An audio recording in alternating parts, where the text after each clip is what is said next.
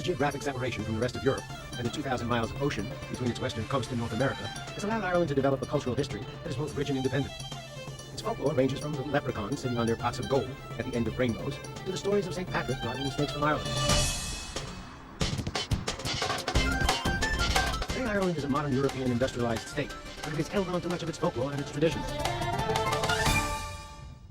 In the year 314, Christianity became the state religion of ancient Rome, and as the Romans spread across Europe, so did Christianity. But Christianity in Ireland was different from Christianity in the rest of Europe. Instead of being centered in a church within a city, the Christian communities in Ireland were located in remote monasteries that attracted scholars and artists. Some of the world's great illuminated manuscripts were produced here in the isolated monasteries of Ireland, and as the ancient Roman Empire fell apart, these monasteries became the keepers of Christian knowledge. Ireland slowly evolved into an island of saints and scholars. Christianity, however, did not arrive in Ireland as a new and attractive religion that was quickly accepted. It came in slowly and blended into the ancient beliefs of the Celtic tribes.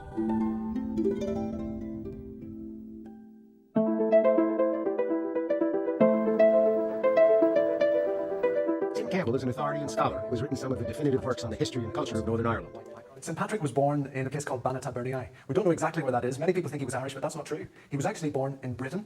He was the son and the grandson of clerics, but when he was a teenager, he was a wayward minister's son. And he decided that he wasn't interested in his father's faith. He lived in a big estate, and he was abducted when he was 16 and brought to Ireland to a place called Slemish Mountain.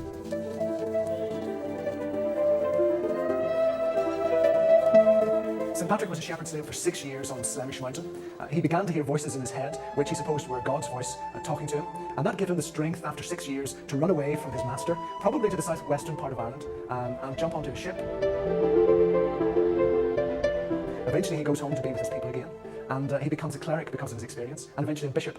One night in his sleep, the angel Victoricus comes. I call him Victor the mailman, because he came with this great big bag of mail, one of which was addressed to Patrick, and it said, Vox Hibernicus, the voice of the Irish.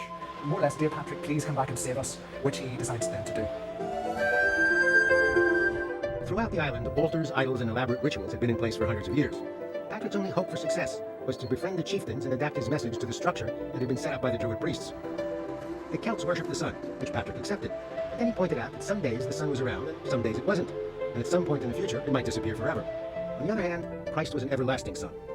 Of course, in the pagan world, in almost every religion, the sun has a prominent place. For classical Greek and Roman thought, Sol Invictus, the invincible sun. But everybody understands that the sun has a life-giving importance in human existence. And so for the Christian, the identity of Christ with the sun was a natural. He fills one's life with brightness, with radiance, with warmth, and he is the source of one's life. And so for Christians, the identification of Jesus, the Son of God, with the sun was natural.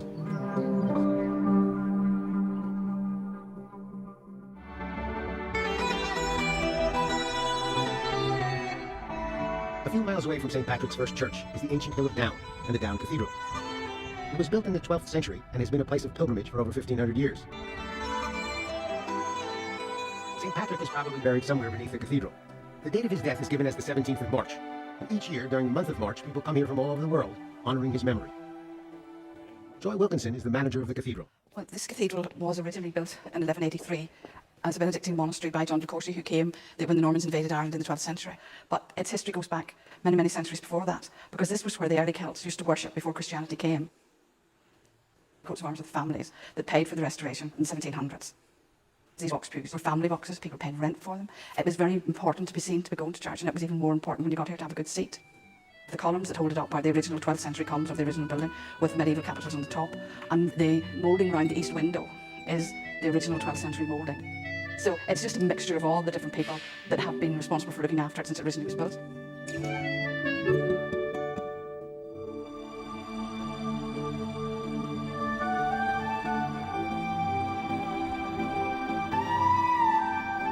As is often the case, fame arrives just after your funeral. And so it was with St. Patrick. As soon as he died, the legend of his deeds began to grow. By the middle of the 600s, he was on his way to becoming Ireland's national apostle. In the year 807, the Book of Armagh directed all monasteries and churches in Ireland to honor his memory on March 17th in what was a spiritual ceremony. By 1607, March 17th was marked on the Irish legal calendar and was officially St. Patrick's Day. Today it is celebrated throughout the world, but there appears to be a greater emphasis on revelry than religion.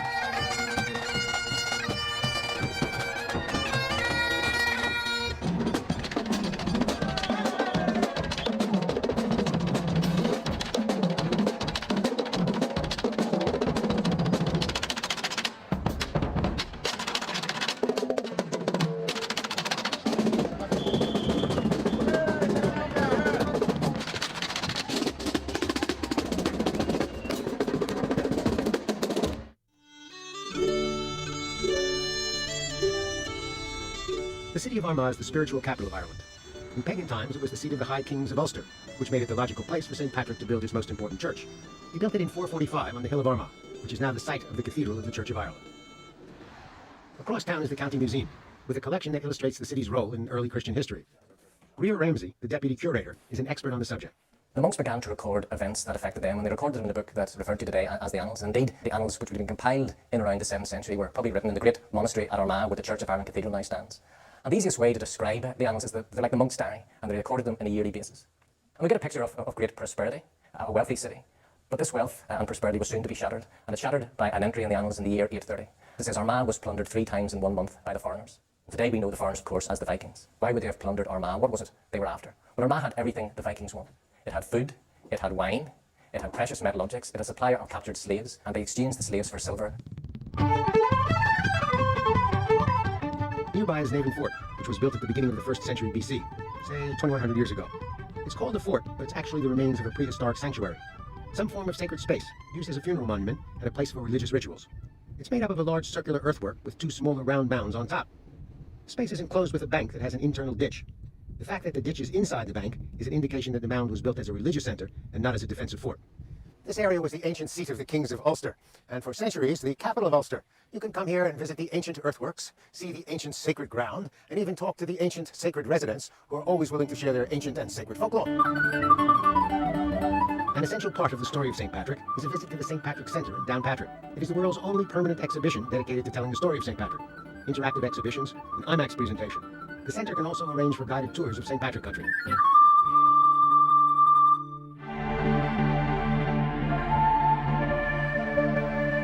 Two of the most famous holy sites in Ireland were not made by man, but created by the forces of nature, and both are associated with the life of St. Patrick, Lough Derg and Croagh Patrick. Lough Derg is a lake in the northwest of Ireland, and in that lake there are many islands, but 2 are special.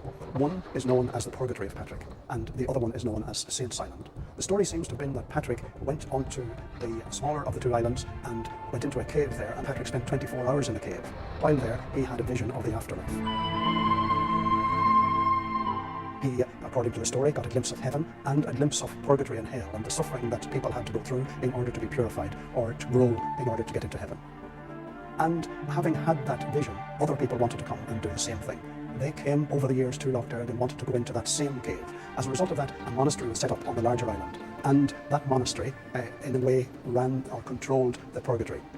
Perhaps the best way to understand purgatory is to go back to the words of Jesus, the Sermon on the Mount, when he said, "Blessed are the pure in heart, for they shall see God." Although people who die in the friendship of God, their sins are forgiven, there still must be a time when their soul is purified, so they are pure of heart and can be in the presence of God. Dante, when he writes the Divine Comedy, the last part of the Purgatory, says, the soul now is purified and perfect and can journey to the stars. That's the idea of purgatory, being purified so that one can be in the presence of the divine. In 1632, as part of England's effort to suppress Irish Catholicism, the British destroyed the relics on Station Mountain and banned pilgrimages to Patrick's Purgatory. The faithful could no longer reach the island, so they would stand on the shores of the lake, fasting and praying as if they were on the island. Despite persecution and suppression, the pilgrimage survived. To this day, people go on pilgrimage there. They eat little food. And they spend 24 hours without sleep. And the night of vigil and the 24 hours without sleep is equivalent to being in the cave with Patrick. Over 25,000 pilgrims come to Lough Derg each year. Many of the pilgrims are in their 20s. I think they would be even younger if not for a minimum age requirement of 17.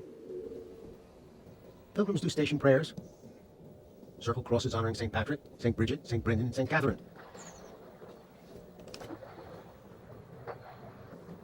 Their objective is to find a peace within and a feeling that they are closer to God.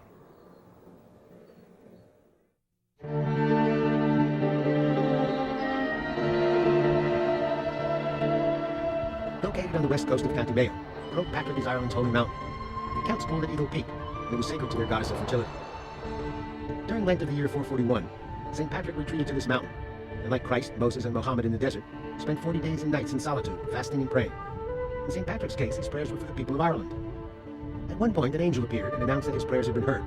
As a result, many Irish souls would be free from the pains of purgatory, and that 7 years before Judgment Day, the sea would spread over Ireland and save its people from the temptations and terrors of the devil.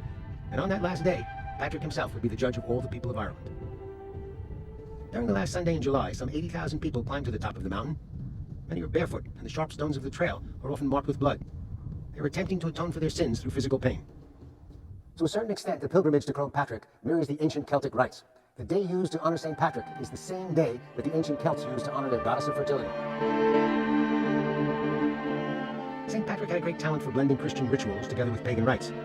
His activities at Croagh Patrick and Lough Derg are famous examples.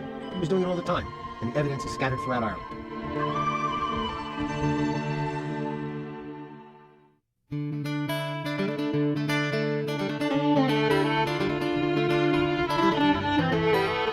As St. Patrick traveled around Ireland, he marked certain wells as sacred and used their water to baptize new converts to Christianity.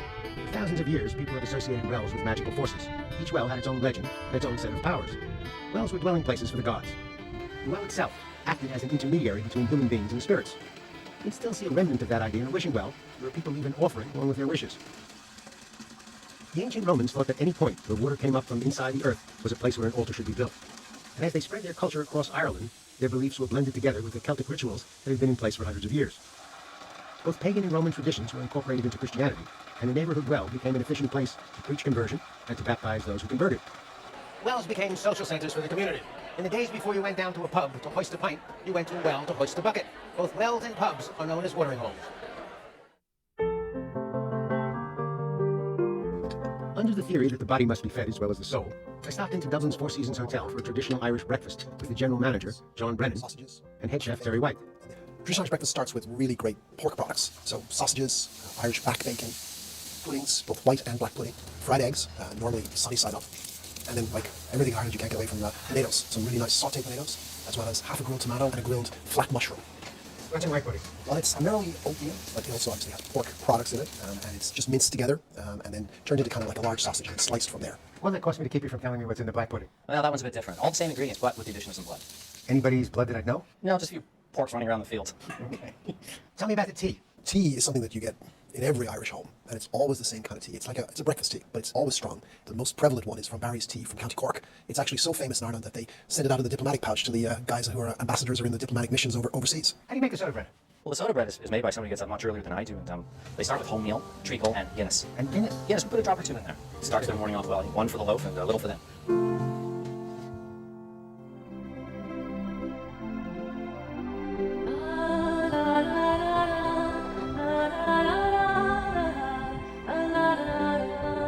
The legend of St. Patrick is the classic story of the hero's journey.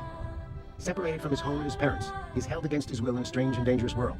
But with the help of a supernatural force, he overcomes the challenges and returns to save society. It's the chronicle of St. Patrick, but it's also the story of Star Wars and Harry Potter. These days, it's very easy to get caught up in our love of science and lose the meaning behind the legend. They say that St. Patrick spent his life trying to banish the snakes from Ireland. Then the scientists tell us that there were no snakes in Ireland to begin with. Does that diminish the legend of St. Patrick? I don't think so. If you think of a snake as a symbol for a serpent, and the serpent as the symbol for the devil, and remember that St. Patrick spent his life trying to banish the devil from Ireland, then it all makes perfectly good sense. It's important not to lose the real meaning behind the legend.